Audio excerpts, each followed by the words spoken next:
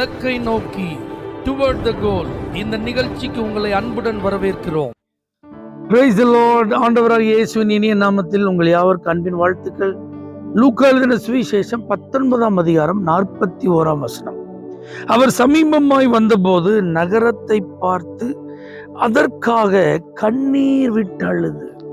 நகரத்தை பார்த்துன்னு கட்டடத்தை பார்த்து அப்படின்னு நினைச்சிடக்கூடாது. அங்க இருக்கிற மக்களையும் அவர்களுடைய நிலைகளையும் பார்த்தபோது இயேசு கண்ணீர் விட்டு அழுதார். டிஎல் மூடி உலக பிரசித்தி பெற்ற ஒரு சுவிசேஷகர், தேவனுடைய மனிதர்.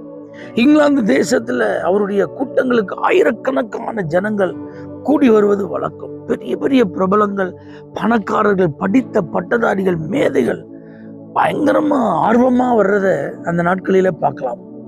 ஆனா டிஎல் மூடி பாருங்க, அவர் அதிகமாக படித்திராத ஒரு நபர். ஆனா இவருடைய கூட்டத்திற்கு ஏராளமான பெரிய பெரிய ஆட்கள்லாம் வராங்களே, இது எப்படி சாத்தியம் என்று அறிய விரும்பின ஒரு 3 பேர் அவரிடத்துல போய், ஐயா, உங்க கூட்டத்துக்கு வர்றவங்களாம் பார்த்தா பெரிய பெரிய ஆட்களா இருக்காங்க, நீங்க பேசுற வார்த்தையெல்லாம் பார்த்தா ரொம்ப ஷார்ப்பா இருக்கு, வசனம் அவ்வளவு தெளிவா பேசுறீங்க, ஆனா நீங்க அதிகமா படிக்கலையே, அப்படி இருந்தாலும் இந்த ஊழியத்தினுடைய வெற்றிக்கு என்ன காரணம் அப்படின்னு சொல்லி அவர்கிட்ட கேட்டப்ப அந்த 3 பேர்ட்ட அவர் சொன்னாராம், நான் தங்கி இருக்கிற ஹோட்டல்ல அந்த ரூமுக்கு நீங்க வந்து பாருங்க அப்படின்னாரு.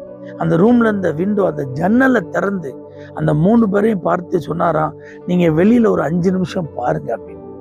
3 பேர் அப்படியே வெளியில அந்த ஜன்னல் வழியா பார்த்தாங்களாம்.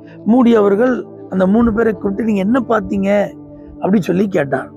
அப்போ ஒருத்தர் சொன்னாராம், அங்க நல்ல ஒரு அழகான பார்க் இருக்கு, அதை பார்த்தா சின்ன பிள்ளைங்களாம் நல்ல சந்தோஷமா விளையாடிட்டு இருக்காங்க, ஆட்கள்லாம் அங்கங்க கூட்டம் கூட்டமா உட்காந்துருக்காங்க அப்படின்னு சொன்னார். இன்னொருத்தர் சொன்னாரா, அந்த ஏரியா ரொம்ப ரஷ்ஷா இருக்கு, ஜன நெருக்கடியா இருக்கு அப்படின்னு சொன்னார். இன்னொருத்தர் சொன்னாராம், மேல இருந்து பாக்குறதுக்கு ரொம்ப கண்ணுக்கு இனிமையா இருக்கு அப்படின்னாராம்.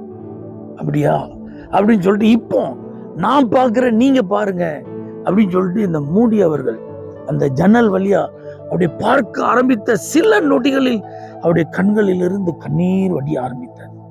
அப்படியே பாருங்க, தேம்பி தேம்பி அழ ஆரம்பித்தார். இந்த 3 பேருக்கு அதிர்ச்சி. எதற்காக மூடி பிரசங்கியார் இப்போ அழுது கொண்டிருக்கிறார், என்ன சம்பவித்தது, அப்படி அவர் என்ன பார்த்தார் அப்படின்னு சொல்லி, ஐயா ஏதாவது பிரச்சனையா, ஏன் அழுறீங்க அப்படின்னு கேட்டப்ப அவர் சொன்னாராம், நூற்றுக்கணக்கான ஜனங்கள் பாவத்துல வாழ்ந்துட்டு இருக்கிறாங்க, புகை பிடித்து கொண்டு தங்களுடைய பொழுதை போக்கி கொண்டிருக்கிறார்கள், தவறான காரியங்களுக்காக இந்த இடங்களிலே கூடி வருகிறார்கள், இவர்கள் தங்களுடைய நித்தியத்தை நரகத்தில் கழிக்க போகிறார்களே என்று எண்ணும் போது அவர்களை குறித்த ஆத்தும பாரம் என் உள்ளத்தை உடைக்கிறது, ஆகவே தான் நான் தேம்பி அழுகிறேன். அவங்களுக்கு அது ஆச்சரியமா இருந்துச்சு. அப்ப மூடி அவர்கள் சொன்னாங்கன்னா, இந்த ஆத்தும பாரம் தான் என்னுடைய ஊழியத்தின் வெற்றிக்கு காரணம். தேவ பிள்ளைகளை, இன்னைக்கு ஆண்டவர் நம்மிடத்தில் எதிர்பார்ப்பதும் இந்த ஆத்துமாக்களை குறித்த பாரம் நமக்கு தேவை. அழிந்து கொண்டிருக்கும் ஆத்துமாக்களை குறித்த கரிசனை உள்ளவர்களாய் நாம் இருக்க வேண்டும் என்று ஆண்டவர் நம்மிடத்தில் எதிர்பார்க்கிறார். நரகத்தை நோக்கி தினந்தோறும் எத்தனை கூட்டம் கூட்டமாக ஜனங்கள் தீவிரித்துக் கொண்டிருக்கிறார்கள். உங்க தெருவுல நின்று உங்க கண்களை ஏறெடுத்து பாருங்க. எல்லாரும் பார்ப்பதை போல நாம பார்க்க கூடாது.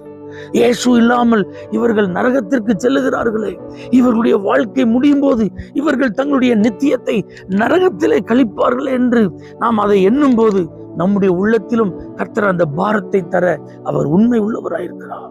நம்முடைய சொந்தக்காரங்களை நினைச்சு பாருங்க, நம்முடைய உறவுக்காரங்களை நினைச்சு பாருங்க, நம்ம கூட அதிக நெருக்கமா பழகுகிற நம்முடைய நண்பர்களை நினைச்சு பாருங்க, நம்முடைய பெற்றோரை நினைச்சு பாருங்க, உடன் பிறந்த சகோதர சகோதரிகளை நினைச்சு பாருங்க. இன்னும் நம்முடைய குடும்பத்துல ரட்சிக்கப்படாத நிலையில, நம்மோடு கூட ஐக்கியமா இருக்கிற யாராவது இன்னும் ரட்சிக்கப்படாத நிலையில இயேசு ஒருவேளை இப்பொழுது வருவாரானால், அல்லது மரணம் அவர்களை சந்திக்குமானால் அவர்களுடைய நிலை என்ன?